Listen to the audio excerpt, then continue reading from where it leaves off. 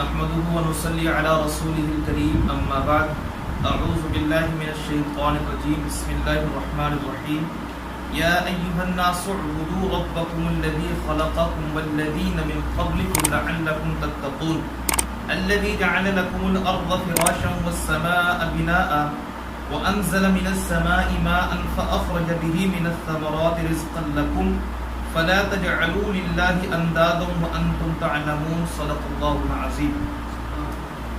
اے لوگو تم عبادت کرو اپنے رب کی، اس رب کی جس نے تم کو پیدا کیا اور ان لوگوں کو جو تم سے پہلوں کو پیدا کیا تاکہ تم بچ جاؤ۔ اللہ وہ ذات ہے جس نے بنایا تمہارے لیے زمین کو فرش اور آسمان کو چھت، اور اتارا تمہارے لیے آسمان سے پانی کو اور نکالا اس پانی کے ذریعے پھلوں کو جس کے ذریعے تمہیں رزق دیا گیا ہے۔ بس نہ بناؤ اللہ کے لیے کوئی شریک حالانکہ تم جانتے ہو۔ یاد رکھے اللہ رب العزت نے قرآن مجید کو اتارا ہے، اور قرآن مجید کے اتارنے کا مقصد امت کی ہدایت ہے، انسانیت کی ہدایت ہے۔ قرآن مجید میں اللہ رب العزت نے جو بنیادی عقیدہ بیان کیا ہے وہ تین عقیدے بنیادی عقیدے ہیں۔ نمبر 1 عقیدہ توحید، نمبر 2 عقیدہ رسالت، اور نمبر 3 عقیدہ قیامت۔ عقیدہ توحید کا معنی کیا کہ اللہ رب العزت کو وحدہ لا شریک سمجھنا، کہ اللہ تعالیٰ اپنی ذات میں بھی اکیلا ہے اور اپنی صفات میں بھی اکیلا ہے۔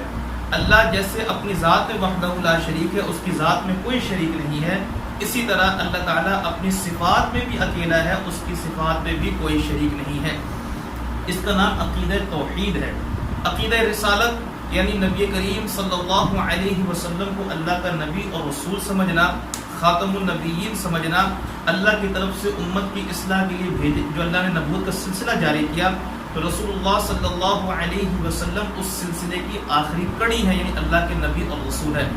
اسی طرح عقیدہ قیامت، کیا مطلب کہ اس بات کا یقین رکھنا کہ مرنے کے بعد دوبارہ زندگی ہے، مرنے کے بعد اللہ رب العزت ہمیں دوبارہ زندہ کریں گے اور ہمارے اعمال کے متعلق پوچھ گچھ کریں گے۔ تو یہ بنیادی عقیدہ جو قرآن مجید نے 3 عقیدے بنیادی عقائد میں سے ہے، اور جتنے باقی عقیدے ہیں وہ اسی کی تابع ہیں، یہ بنیادی عقائد ہے۔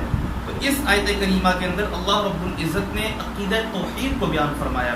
اللہ فرماتے ہیں یا ایھا الناس اعبدوا، اے انسانوں۔ اب دیکھو اللہ رب العزت نے خطاب صرف اور صرف مسلمانوں کو نہیں کیا، بلکہ فرمایا یا ایھا الناس، اے انسانوں، یعنی اس کے اندر پوری کائنات کے انسان شامل ہے، عربی ہو، اجمی ہو، گورا ہو، کالا ہو، سارے کے سارے شامل ہے۔ یا ایھا الناس، تمام انسانیت کو خطاب ہے۔ کیا خطاب ہے؟ اعبدوا ربکم، کہ اپنے رب کی عبادت کرو، اپنے رب کی عبادت کرو۔ خلقکم والذین من قبلکم، اپنے رب کی عبادت کرو۔ کیوں کرو بھائی؟ فرمایا الذی خلقکم، اس وجہ سے وہ تمہارا خالق ہے، تمہیں پیدا کرنے والا صرف اور صرف اللہ ہے۔ والذین من قبلکم، اور تم سے پہلوں کو بھی اس نے پیدا کیا ہے۔ تمہیں بھی پیدا اللہ نے کیا، تم سے پہلوں کو بھی پیدا اللہ نے کیا۔ اور یاد رکھے مشرکین مکہ باوجود کے کافر ہونے کے، باوجود کہ اللہ کو بھی رب مانتے تھے اور اللہ کے علاوہ بھی دیگر انہوں نے خدا بنائے ہوئے تھے، لیکن یہ صفت خالقیت یعنی اللہ کا خالق ہونا، پیدا کرنے والا ہونا، یہ ایسی صفت ہے کہ اس کو مکے کے کافر بھی مانتے تھے، مشرکین مکہ بھی مانتے تھے۔ قرآن مجید میں موجود ہے ایک مقام پر اللہ فرماتے ہیں وَلَئِن سَأَلْتَهُم مَنْ خَلَقَهُم، اے رسول صلی اللہ علیہ وسلم آپ ان سے پوچھے تو صحیح کہ تمہیں کس نے پیدا کیا، تو یہ کہیں گے لَيَقُولُنَّ اللَّهُ، ہمیں تو اللہ نے پیدا کیا۔ یعنی پیدا کرنے کی جو صفت ہے اس کو کافر بھی مانتا ہے۔ تو اللہ فرماتے ہیں تو یہ صفت ایسی اللہ کی ہے جو اس میں کوئی شریک نہیں ہے۔ کافر بھی یہ بات مانتے ہیں، جو مشرکین ہیں جنہوں نے خوشی کے لیے خوشی کا الگ خدا بنایا ہوا، خوشی اس سے آتی ہے، غمی اس سے آتی ہے، بیماری اس سے آتی ہے، مختلف خدا بنائے ہوئے، لیکن جو پیدا کرنے والی صفت ہے وہ کہتے تھے کہ نہیں، پیدا کرنے والا صرف اور صرف کون ہے؟ ایک اللہ ہے۔ یعنی یہ ایسی صفت ہے کہ جو اللہ کے سوا کوئی اور کر نہیں سکتا۔ اس وجہ سے یہاں پر اللہ رب العزت نے جب اپنی عبادت کا ذکر کیا کہ میری عبادت کرو، اپنے رب کی عبادت کرو، تو آگے وہ صفت ذکر کی اللہ نے کی ہے جس میں کوئی شریک نہیں ہے۔ فرمایا ربکم الذی، اپنے رب کی عبادت کرو۔ اب مشرکین مکہ نے تو کئی رب بنائے ہوئے تھے، بہت سے 360 بت تو انہوں نے خانہ کعبہ میں رکھا ہوا تھا، حرم میں رکھا ہوا تھا، تو اللہ نے وہ صفت کو بیان فرمایا جس سے سب کی نفی ہو گئی. اپنے رب کی عبادت کرو. سوال ہے کس رب کی عبادت کرے؟ فرمایا الذی خلقکم، اس رب کی عبادت کرو جو پیدا کرنے والا ہے. اس سے کیا معلوم ہوا کہ اس لفظ کے اندر اللہ رب العزت نے سب کی نفی کر دی. کیوں؟ کیونکہ پیدا کرنے والا اللہ کے سوا کوئی اور ہے ہی نہیں. جس کو انسان مشکل کشا مانتا ہے اس کو بھی پیدا کرنے والا نہیں مانتا. وہ یہ مانتا ہے کہ پیدا کرنے والا صرف ایک ذات ہے، وہ ذات اللہ کی ذات ہے. جب پیدا کرنے والی صرف اللہ کی ذات، تو عبادت کے لائق میں صرف اور صرف وہی ذات ہے. تو اللہ فرماتے ہیں الذی خلقکم، اس رب کی عبادت کرو جس نے تمہیں پیدا کیا، والذین من قبلکم، اور تم سے پہلوں کو پیدا کیا، لعلکم تتقون، تاکہ تم جہنم سے بچ جاؤ. عبادت کیوں کرنی ہے؟ تاکہ تم اللہ کی پکڑ سے بچ جاؤ، تاکہ تم جہنم سے بچ جاؤ، تاکہ تم اللہ کے عذاب سے بچ جاؤ. اس لیے تم اللہ کی عبادت کرو. الذی جعل لکم الارض فراشا والسماء بناء، اس آیت کریمہ میں اللہ رب العزت نے آگے اپنے توحید کی دلائل بیان کیے کہ اللہ کی عبادت کرنی ہے. کیوں؟ وہ تمہارا پیدا کرنے والا ہے. اللہ کے ہونے کی دلیل کیا ہے؟ اللہ کے وجود کی دلیل کیا ہے؟ اللہ فرماتے الذی جعل لکم الارض، تمہارا رب تو وہ ذات ہے جس نے بنایا تمہارے لیے زمین کو فرش بنا دیا، زمین کو بچھونا بنا دیا. اتنا سخت نہیں بنایا کہ تمہیں چلنے میں دقت ہو، اور اتنا نرم کی زمین کو نہیں بنایا کہ تم پاؤں کو دھس جاؤ. ایک معتدل شکل میں اللہ نے بنایا، زمین کو فرش بنا دیا. والسماء بناء، اور آسمان کو تمہارے لیے چھت بنا دیا. آسمان کو چھت، اور ایسا چھت یہ اللہ کے سوا کوئی نہیں کر سکتا. اللہ کی توحید، اللہ کی قدرت دیکھو کہ ہم چھوٹی سی عمارت کھڑی کرتے ہیں تو اس میں ستون یا پلر بناتے ہیں. اللہ رب العزت نے اتنا بڑا نیلا چھت، اتنا بڑا اللہ نے بنا دیا، ہزاروں سال سے قائم اور دائم ہے، لیکن بغیر کسی ستون کے، بغیر کسی پلر کے، بغیر کسی سہارے کے، یہ اللہ کے سوا کوئی اور نہیں کر سکتا. تو یہ ان باتوں کو بیان کر کے اللہ بتانا یہ چاہ رہے ہیں جب یہ سارے کام میں کرتا ہوں تو عبادت میرے علاوہ کسی اور کی کیوں کرتے ہو؟ مشکل کشا میرے علاوہ کسی اور کیوں مانتے ہو؟ حاجت روا میرے سوا کسی اور کیوں مانتے ہو؟ جب سارے اتنے بڑے بڑے کام جب میں کر سکتا ہوں، تمہیں اولاد دینا میرے لیے مشکل ہے. جب تمہیں پہلی مرتبہ میں پیدا کر سکتا ہوں بغیر ماں باپ کے، آدم علیہ السلام پہلے انسان تھے، بغیر ماں باپ کے اللہ پیدا کر سکتا ہے، تو پھر ماں باپ کے ہوتے ہوئے اللہ تمہیں اولاد نہیں دے سکتا. اللہ رب العزت تمہیں خوشی نہیں دے سکتا. اللہ تمہاری پریشانی کو دور نہیں کر سکتا. جب اللہ اتنے بڑے بڑے کام کر سکتا ہے تو یہ سارے کام تو معمولی کام ہیں. تو اللہ فرماتا ہے تو اللہ رب تمہارا جس کی تمہیں عبادت کرنی ہے وہ کون ہے؟ وہ ہے جو تمہیں پیدا کرنے والا ہے. جس نے تمہیں پیدا کیا اس کی عبادت کرنی ہے. پھر آگے اللہ نے اپنے وجود کی دلیل پیش کی کہ اللہ ہے. دلیل کیا؟ آسمان بنا دیے، زمین کو بچھونا بنا دیا. اس آیت کریمہ کے تشریح کے اندر علامہ ابن کثیر رحمہ اللہ نے اپنی تفسیر مایہ ناز تفسیر ابن کثیر میں 3 واقعے نقل کیے ہیں.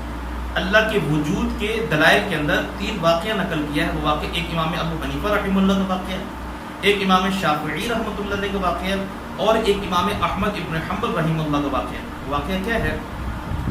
امام ابو حنیفہ رحمہ اللہ کے پاس کچھ دہریے آئے. دہریہ جو اللہ کے وجود کے قائل نہیں ہیں، وہ یہ کہتے ہیں یہ دنیا خود بخود بن گئی ہے، انسان خود بخود بن گیا ہے، آسمان پہاڑ زمین خود بخود بن گیا، خود بخود ختم ہو جائیں گے. تو اسے دہریہ کہتے ہیں. امام ابو حنیفہ رحمہ اللہ کے پاس آئے اور کہنے لگے کہ اگر تم کہتے ہو اللہ ہے، اس کائنات کو کوئی چلانے والا ہے، کوئی ذات ہے، اس کے ہونے کی دلیل کیا ہے؟ تو امام ابو حنیفہ رحمۃ اللہ علیہ نے اللہ کے وجود کی دلیل دیتے ہوئے ایک بات سمجھانے کے لیے ایک فرضی بات کی. اور یاد رکھے ایک واقعہ ہوا نہ ہو لیکن کسی کو بات سمجھانے کے لیے فرضی طور پر اس واقعے کو بنا لیا جائے تو یہ بالکل جائز ہے. امام صاحب رحمہ اللہ نے ایک فرضی واقعہ بنایا. فرمانے لگے تم اللہ کے وجود کی دلیل مانگ رہے ہو، چلو میں دلیل دیتا ہوں، لیکن میں ایک مسئلے میں بڑا پریشان ہوں، ایک مسئلے میں الجھا ہوا ہوں. میں نے کہا کیا مسئلہ؟ الجھا ہوا اس مسئلے میں ہوں کہ میں ایک جگہ کھڑا ہوا تھا، میں نے دیکھا کہ درخت خود بخود کٹ کر گر گیا، درخت خود بخود کٹ کر گر گیا، اور خود بخود وہ چیر پھٹ گیا، خود بخود اس کے پھٹے بن گئے، خود بخود اس کی کیریں لگ گئی، خود بخود وہ ایک دوسرے کے ساتھ مل کر ایک کشتی تیار ہو گئی، خود بخود کشتی تیار ہو گئی، اور خود بخود وہ چلنے لگی پانی میں، اور ایک کنارے سے دوسرے کنارے پہ خود بخود جاتی ہے بغیر ملاح کے، بغیر مالک کے، اور خود بخود واپس آتی ہے اور خود ہی مسافروں سے کرایہ وصول کرتی ہے۔ جب امام صاحب نے یہ بات کی تو دہلی کہنے لگے ہم تو آپ کو بڑا صاحب بصیرت سمجھتے تھے، ہم نے سنا تھا بہت بڑے عالم ہیں، بہت بڑے ذہین فطین آدمی ہیں، لیکن یہ بات تو آپ نے بیوقوفی والی بات کی ہے۔ کیسے ممکن ہے کہ خود بخود درخت کٹ جائے، خود بخود وہ لکڑی چیر جائے، خود بخود کیل لگ جائے، خود بخود کشتی بن کے چلنے بھی لگے اور پیسے بھی خود وصول کر لے، یہ کیسے ممکن ہے؟ تو امام صاحب رحمہ اللہ نے جواب دیا، امام ابو حنیفہ رحمہ اللہ نے فرمایا جب ایک معمولی سی چیز کشتی خود بخود نہیں بن سکتی، وہ خود بخود چل نہیں سکتی، تو پھر اتنی بڑی کائنات، اتنے بڑے زمین و آسمان اور اتنے انسانوں کا نظام، جانوروں کا نظام اور پوری کائنات کا نظام، یہ خود بخود کیسے چل جائے گا؟ اس کو بھی چلانے والی کوئی ذات تو ہے نا، اور وہ ذات اللہ کی ذات ہے۔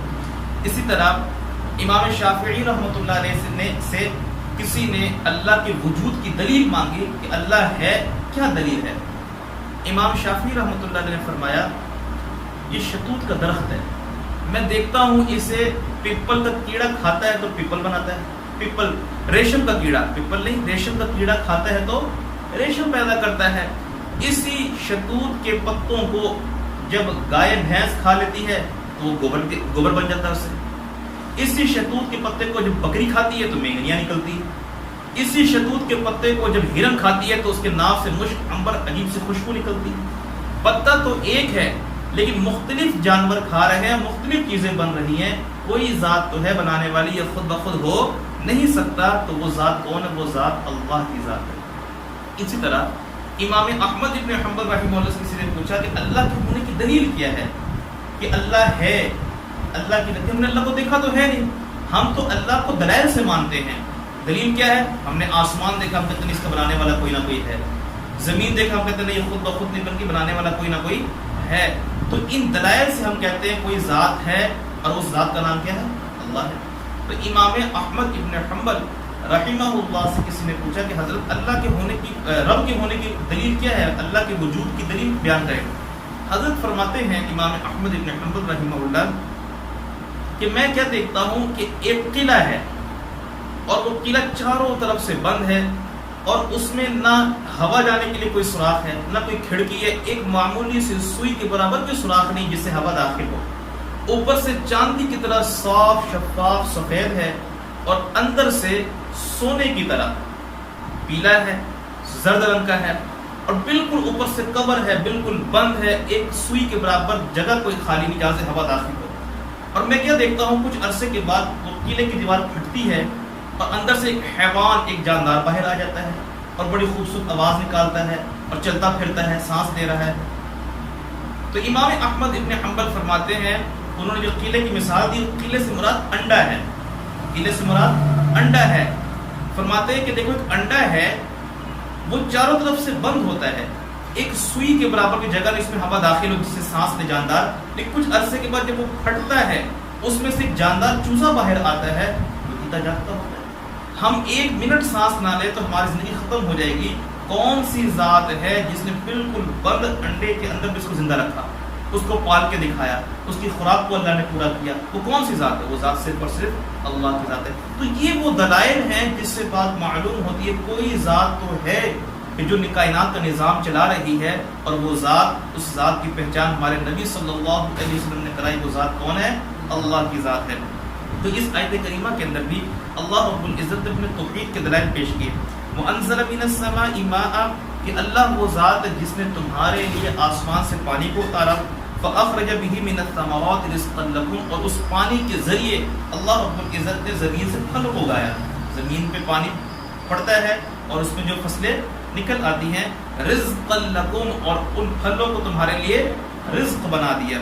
فلا تجعلوا، اللہ نے کیا بات فرمائی؟ اللہ نے ساری اپنی باتیں کرنے کے بعد، دلائل سمجھانے کے بعد کہ اللہ تو وہ رب تو وہ ہے جو تمہیں پیدا کرتا ہے، عبادت تو اس کی کرنی چاہیے جس نے تمہیں پیدا کیا، عبادت تو اس کی کرنی چاہیے جس نے آسمان کو بنایا، عبادت تو اس کی کرنی چاہیے جس نے زمین کو بنایا، عبادت تو اس کی کرنی چاہیے جس نے آسمان سے پانی برسایا، عبادت تو اس کی کرنی چاہیے آسمان سے پانی برسانے کے بعد زمین سے تمہارے رزق کو پیدا فرما دیا، عبادت تو اس ذات کی کرنی چاہیے لیکن اللہ فرماتے ہیں فَلَا تَجْعَلُوا لِلَّهِ أَنْدَادًا، لیکن تمہیں کیا ہو گیا؟ تم نے اللہ کو چھوڑ دیا اور دائیں بائیں خدا بنا لیے، کسی کو مشکل کشا بنا لیا، اللہ کو چھوڑ کے کسی کو حاجت روا بنا لیا، اللہ کو چھوڑ کسی کو غوث دستگیر بنا لیا۔ فَلَا تَجْعَلُوا لِلَّهِ أَنْدَادًا، اللہ فرماتے ہیں جب یہ سارے کام میں کرتا ہوں تو عبادت کے لائق بھی صرف اور صرف میری ذات ہے۔ فَلَا تَجْعَلُوا لِلَّهِ أَنْدَادًا، پر اللہ کو چھوڑ کر اللہ کے ساتھ کسی کو شریک نہ بناؤ، اللہ کے ساتھ کسی کو شریک نہ بناؤ۔ اللہ مشکل کشا صرف اللہ ہے، اللہ کے علاوہ کسی کو مشکل کشا نہ بناؤ۔ حاجت روا غوث دستگیر صرف اللہ ہے، اللہ کے علاوہ کسی اور کو نہ بناؤ۔ اللہ فرماتے ہیں فَلَا تَجْعَلُوا لِلَّهِ أَنْدَادًا، نہ بناؤ تم اللہ کے لیے کوئی شریک۔ آگے فرماتے ہو وَأَنْتُمْ تَعْلَمُونَ، حالانکہ تم جانتے بھی ہو۔ کیا جانتے ہو؟ کہ تمہیں پتہ ہے کہ یہ سارے کائنات کا نظام، زمین و آسمان کا نظام، پیدا کرنا، مارنا اور خوشی غمی دینا، یہ صرف اللہ کرتا ہے، اللہ کے سوا کوئی نہیں کرتا۔ تم اللہ کی قدرت کی نشانیاں دیکھتے ہو اور دیکھ کر جانتے بھی ہو کہ سب کچھ کرنے والا اللہ ہے، پھر بھی تم اللہ کے ساتھ شریک ٹھہراتے ہو، پھر بھی تم اللہ کو چھوڑ کر دوسروں کی عبادت کرتے ہو۔ اللہ فرماتے ہیں وَأَنْتُمْ تَعْلَمُونَ، حالانکہ تم اس بات کو جانتے ہو کہ تم غلط کر رہے ہو اور پھر بھی تم اللہ کے ساتھ شریک ٹھہراتے ہو۔ تو ان آیت کریمہ کے اندر، ان دو آیتوں کے اندر سورہ بقرہ کی آیت نمبر 21 اور 22 کے اندر اللہ رب العزت نے عقیدہ توحید کو بیان فرمایا۔ آگے وَإِن كُنتُمْ فِي رَيْبٍ، یہاں سے اللہ رب العزت عقیدہ رسالت کو بیان فرما رہے ہیں۔ انشاءاللہ اس کا ذکر اگلے درس میں ہوگا۔ اللہ تعالیٰ سے دعا ہے کہ اللہ رب العزت ہمیں صحیح معنوں میں قرآن مجید کو اور نبی کریم صلی اللہ علیہ وسلم کی تعلیمات کو سمجھنے کی توفیق عطا فرمائے اور سمجھنے کے بعد اس پر عمل کرنے کی بھی توفیق عطا فرمائے۔ وآخر دعوانا الحمد للہ رب العالمین۔